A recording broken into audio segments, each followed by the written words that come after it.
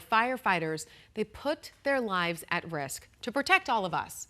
But unfortunately, the consequences of the job can cause not only them to get sick, but also their kids. 12 News journalist Troy Lynch is live at the Goodyear Fire Department this morning. And Troy, the whole fire community, actually just across the country, not just in Goodyear, they're taking a deeper look into this growing problem, specifically with the kids.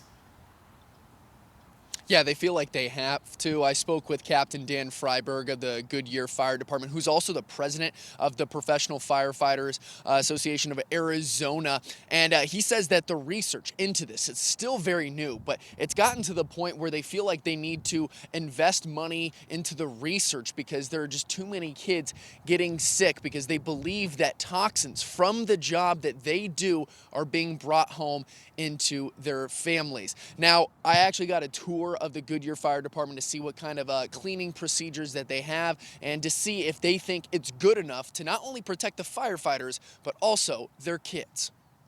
There's not a lot of science and data around it at the moment. Worried on the job and at home, Goodyear Fire Captain Dan Freiberg says the rate of firefighters' kids developing serious medical conditions is rising. We are having higher incidences of childhood cancer than the public. That's a really big deal in the firefighter community right now. In 2024, the International Agency for Research on Cancer classified firefighting as a Group 1 carcinogen, which is the highest carcinogenic hazard classification, which is in the same category as tobacco. 2 days later, you're in the shower and you're off gas. You can smell everything coming off, right? Like it takes days. So it continues to off gas.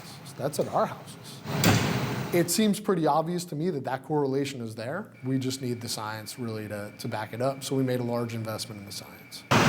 Over at the Goodyear Firehouse, they told me about their decontamination process. We actually have a bucket of soap, some water, and a hose set up, and we'll just kind of scrub each other down like you would see almost at a car wash, but for people. Then they head to the decontamination corridor. The decon corridor stays on the opposite side of the living quarters, so that way it stays as far away from our places that we eat, sleep, all that good stuff. It's labeled here red because this is the most contaminated side of things. And some cleaning equipment they have isn't common yet, but will be the future standard. It's almost like a big washing machine for our SCBA, our helmets, our boots, and sometimes our gloves. When it comes to this machine, Captain Google believes Goodyear Fire is the only department in the valley, and maybe even the West Coast, that has something like it. It's connected to some soap, some water, and it gets just about like 140 degrees, but hot enough to make sure that it's properly deconned, and we have it drain into a separate water system.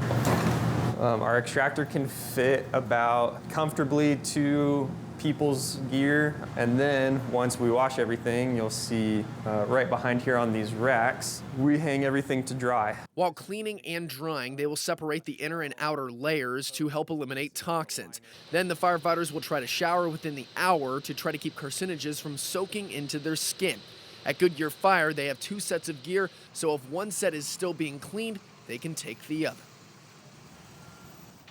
So even with the advanced cleaning technology that Goodyear Fire Department has, Captain Google, he believes that there is still a small level of concern that everybody has just in case that there are some lingering toxins still on their body. So this is just what they want to pursue for the future, because there are so many different things that we are learning right now and the fire departments are learning right now that they didn't know 15, 20, 30 years ago. So now they want to bring their problems and bring more awareness to them so they can also get more resources and funds to fix them.